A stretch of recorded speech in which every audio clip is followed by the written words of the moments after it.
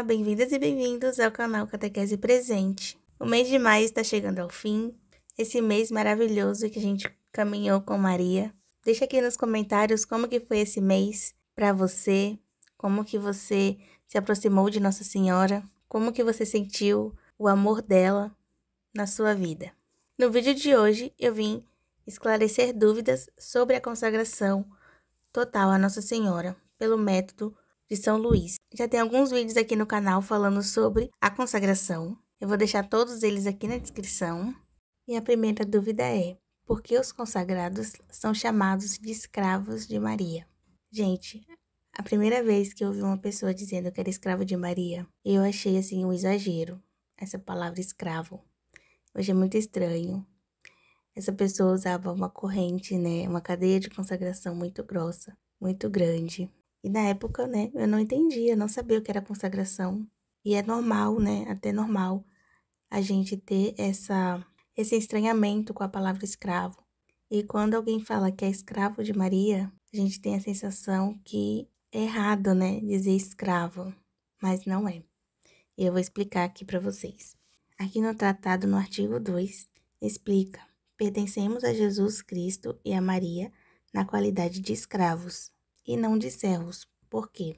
Do que Jesus é para nós, concluímos que não nos pertencemos, como diz o apóstolo em 1 Coríntios 6,19, e sim a Ele, inteiramente, como seus membros e seus escravos, comprados que fomos por um preço infinitamente caro, o preço de seu sangue. Antes do batismo, o demônio nos possuía como escravos, e o batismo nos transformou em escravos de Jesus Cristo. E só devemos viver, trabalhar e morrer para produzir frutos para o homem-Deus, glorificá-lo em nosso corpo e fazê-lo reinar em nossa alma, pois somos sua conquista, seu povo adquirido, sua herança. Ou seja, através do batismo, nós fomos transformados em escravos de Jesus. Né? Antes do nosso batismo, nós éramos escravos do demônio, né? Por conta do pecado original. Pela escravidão comum entre os cristãos, o homem se põe a serviço de outro por um certo tempo, recebendo determinada quantia ou recompensa. Pela escravidão, um homem depende inteiramente de outro durante toda a vida e deve servir a seu senhor sem esperar salário nem recompensa alguma, como um dos animais que o seu dono tem o direito de vida e morte. E aqui explica 5 diferenças entre o servo e o escravo. O servo, ele não dá tudo a seu patrão, ele não dá tudo que possui, nem tudo que pode adquirir. Já o escravo, ele se entrega inteiramente e tudo que possui também. O servo, ele exige salário e o escravo não. O servo pode deixar o patrão quando quiser, ou assim que o tempo de serviço acabar. Já o escravo não.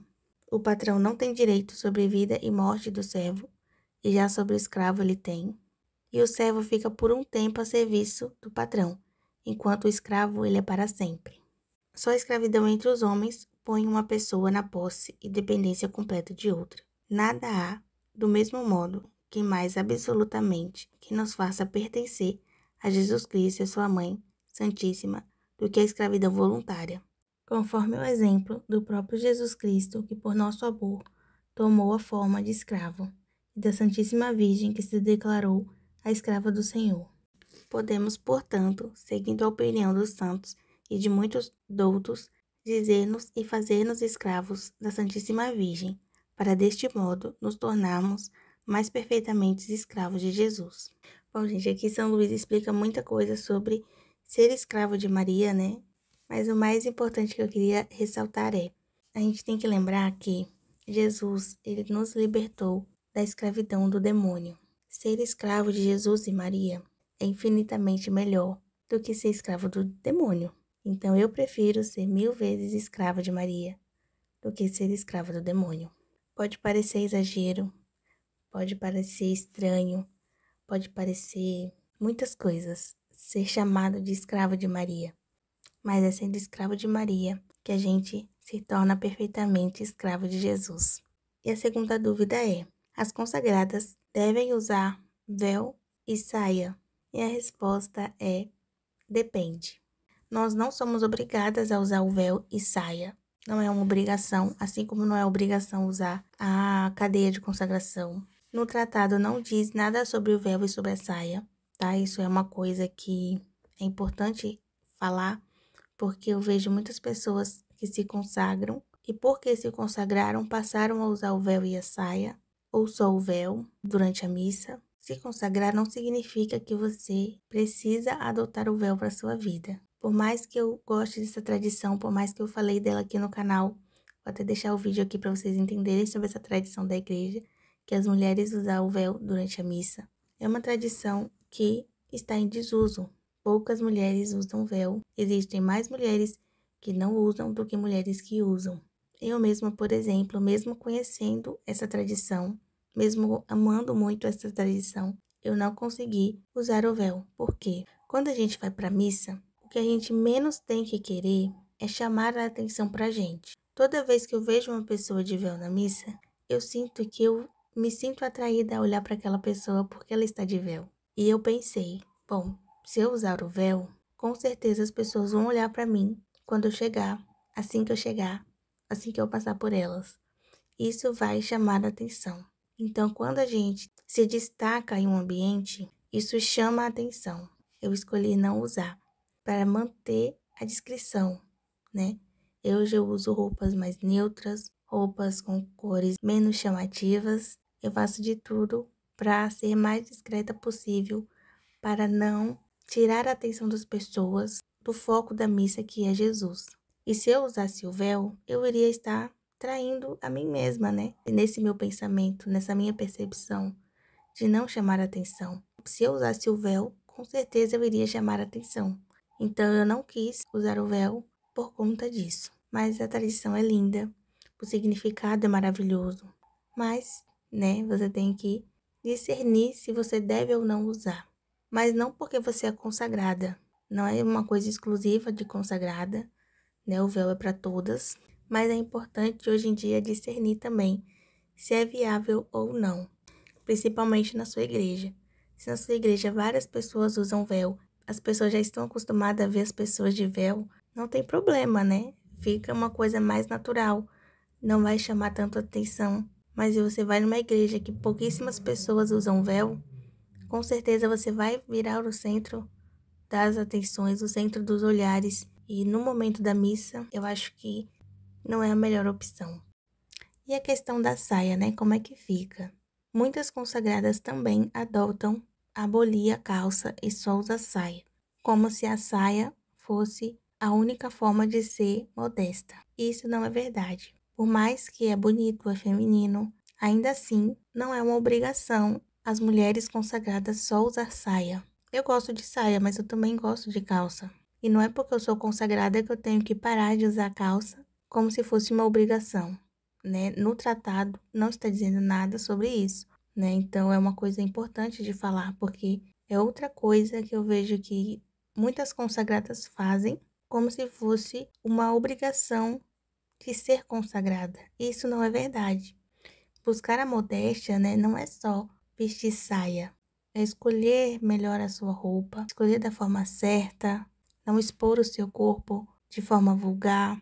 E isso é só um pedaço, né, da modéstia. Só a vestimenta não é a modéstia inteira, né? A modéstia tem outras vertentes também. Então, assim, se você vai se consagrar e tá com medo de se consagrar porque você não quer usar saia, não tem problema. Você não precisa usar saia porque você é consagrada. Eu mesma uso quando eu tenho vontade. Quando eu não tenho vontade, eu uso calça. Agora, uma coisa que mudou na minha vida, né, com o passar do tempo, através da conversão, até mesmo antes da consagração, é o meu modo de me vestir. Eu não consigo mais usar calça justa, né, skinny, blusas muito decotadas. São coisas que mudaram com o passar do tempo, foram coisas que foram me deixando desconfortável, que o Espírito Santo me fez ver que não são mais para mim.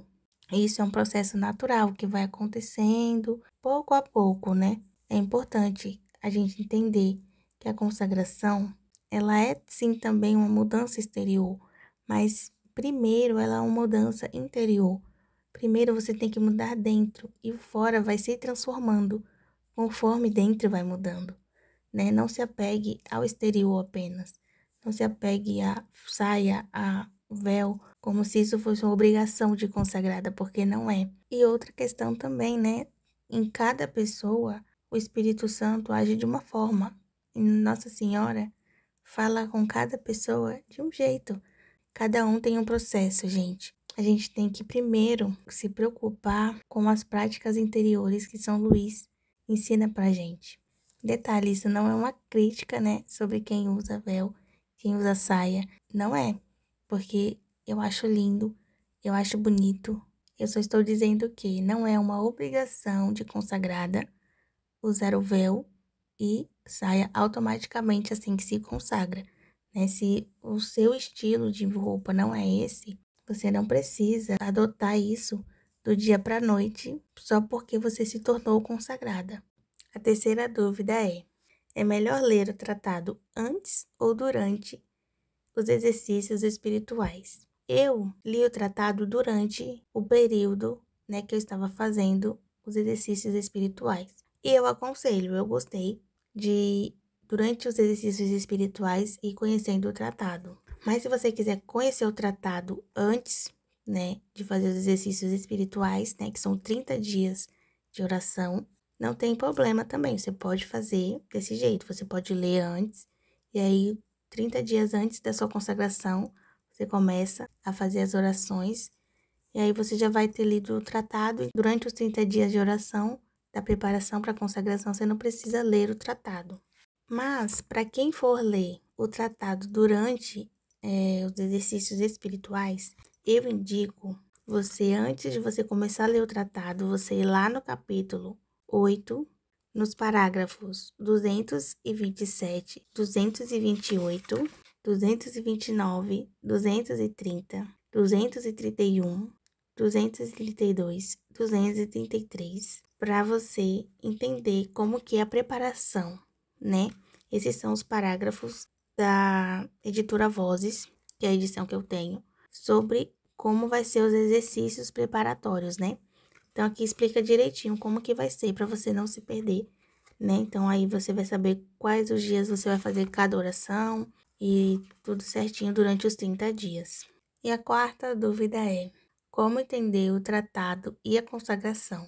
Gente, quando a gente tá lendo o tratado, parece que é muito difícil de entender, mas calma que eu vou te ajudar. Tem 6 canais aqui no YouTube que podem te ajudar a entender melhor a consagração. Eu vou passar o nome deles para vocês e o link de todos esses canais vão estar aqui na descrição do vídeo. O primeiro canal é o do Padre Paulo Ricardo. Ele tem uma playlist no canal dele com vários vídeos sobre cada tópico do livro. Então, assim, é muito completo essa playlist. Me ajudou muito a entender algumas coisas que eu estava com dúvida quando eu estava lendo sozinha. O canal da minha Biblioteca Católica também tem uma playlist sobre a consagração. Tem um padre que explica várias questões sobre a consagração, né, que são dúvidas que a gente tem sobre a consagração. O padre Sartori, no canal dele também tem, só tirando dúvidas sobre a consagração.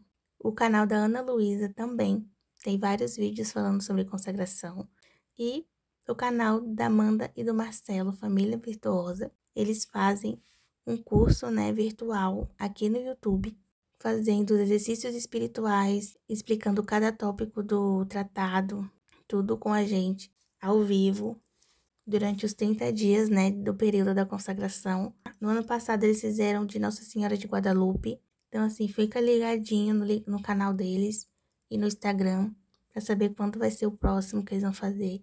Se você não quer fazer sozinho, né, se você quer fazer com auxílio, fazer com a Amanda e com o Marcelo, é muito bom, porque eles te ajudam a entender o tratado, vão te ajudar a se organizar, né, com as orações, né, durante os 30 dias. Então, assim, é muito legal.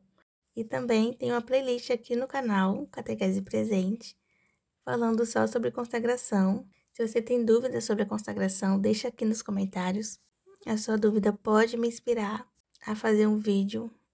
Outra dica bem interessante é assistir o filme de Nossa Senhora de Fátima. Depois que você lê o tratado, você assiste o filme. Você vai conseguir entender perfeitamente qual é o conceito da consagração. Quando eu assisti o filme, eu achei muito interessante a forma como explicado, né? E como que é fácil de entender como que acontece, né, a consagração.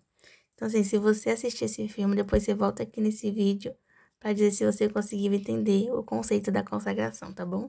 É isso, gente. Eu espero que eu tenha ajudado vocês a entender um pouquinho mais sobre a consagração. Fiquem com Deus e até o próximo vídeo.